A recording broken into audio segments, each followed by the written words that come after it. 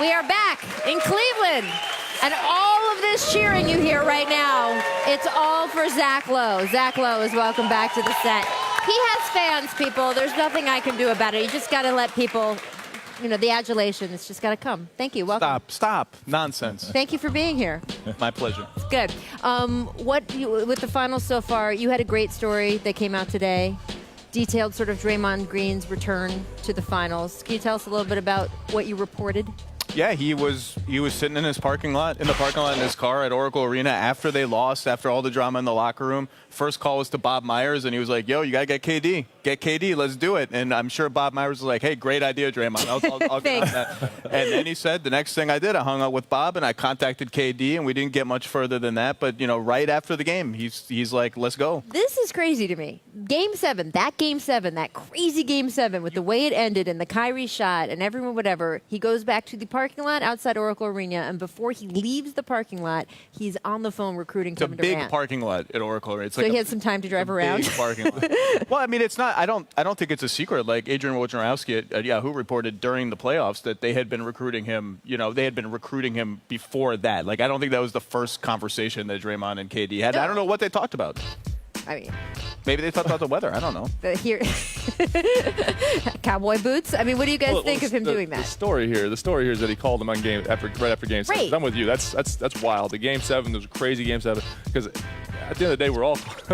I would call KD too. You know, right? Hey, you want to come? Hey, so that part's not the story. The story is that he did it so quick after the. Right. I mean, he's still in pain there. At that point. And he's like, yeah, that's one of those. All right, now it's time for next year. Yeah. KD, let's do it. I mean, let's turn the page quickly. And then Steph closed the deal. It is a little, as much as we've talked about it, I feel like it is a little even underreported how much the Warriors players spent a year basically recruiting Kevin Durant to come there. Is that accurate? Well, I don't know a year. I don't know what it was, but I mean, it was not a secret, and That's I think like there were columns in January and February about it, and it must have been awkward for Harrison Barnes and Andrew Bogut and all these other guys. They're like, "You're not going to be on the team next year if this works out." I mean, that's kind of weird. I mean, to have players on one team actively texting and calling a superstar on another team for months and months, saying, "Hey, it's not working out for you there. You got to come with us. You got to come with us." Then they play each other in the conference finals, and then in the parking lot, he's calling him. I mean, I just can't think of another scenario where I've heard of any of that. It's called big picture. They're looking at the big picture. Just right? Like, you know, if we don't win, we didn't win. All right, now where do we go from here? Who's out there? Oh, guess who's out there? Bob Myers. Make it happen. Make it happen. I don't know. We talk about AAU and these guys being together. It was really Team USA and playing in the Olympics that made these guys all tight. So maybe that 3-on-3 tournament's going to breed the next super team. You never know. You never know. It's a fantastic story. It's on ESPN.com right now. There's a bunch of other really good details in that story, but that's like the knockout details. So we want to talk about the Warriors comparisons. They keep rolling in. Earlier this week, Rasheed Wallace, formerly of the 2004 Pistons. I can't believe we have to say that in this introduction. He's just Sheed. He said, quote, "We'd run through these Warriors, not even close. We play defense." They're all right. They would all kill us.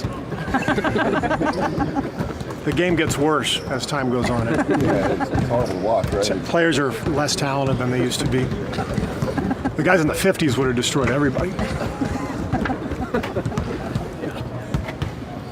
It's weird how human evolution is sort of like goes in reverse in sports. You know, players get weaker, smaller, less skilled. I can't explain it. Steve Kerr is amazing. Mike, how do you think it feels for the Warriors that every single former player seems to be coming out of the woodwork and explaining how they could beat them? That's going to happen. I mean, it's like anything else. When we were going to Miami, it was this team could have beat us. When we were, you know, that's just how basketball is. Do you guys hear that a lot? Oh, yeah. I mean, you hear it all the time. And that's the comparison. It just happens. That's, you compare the next player to this player, the next team to that team.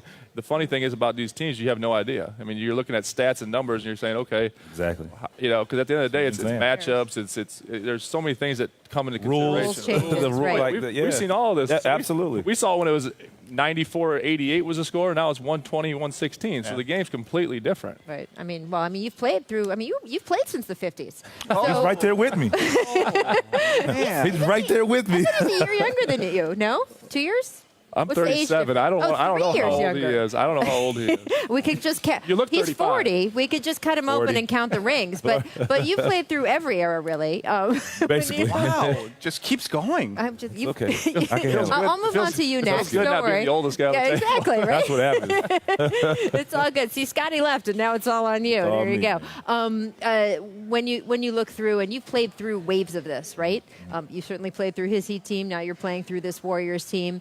Do you judge in the moment, being another player on the court, hey, these are the guys, or does it just everything feels new every time?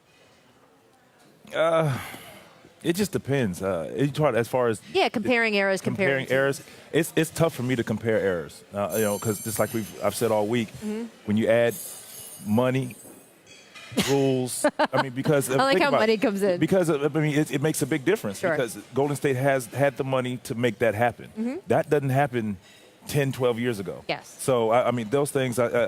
Not only that, but the money thing is big because that's how you perceive somebody. Sure. For sure. Your Right. perception. You call him the max player. Yeah, when you look at a player now, when we were coming through, we're still here. Still here, right. But we were doing it, like there was 10 max guys. He was a max guy. He was a guy that you gave max money to. And now it's more elite players than max players to me. Right. There's a big difference between elite players and max players. And that's like, so money does play a part of it, how you perceive the person, as what he's getting paid and what he's bringing. Is there any way to tell?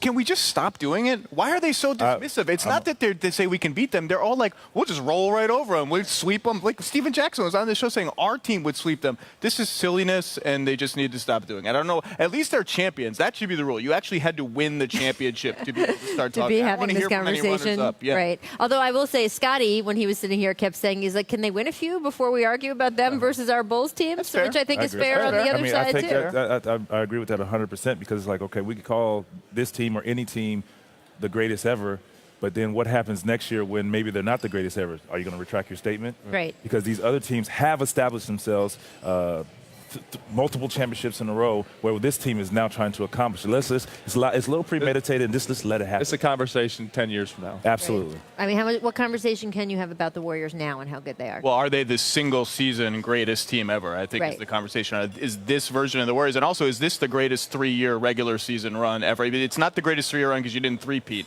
But Right. if they finish this is 3 straight 67-win seasons and 2 titles. That's crazy. Right, and potentially 16-0 in the playoffs. Well, yeah, we didn't even get to that. Throw that in there, Yeah. too. There we go. All right, when we come back.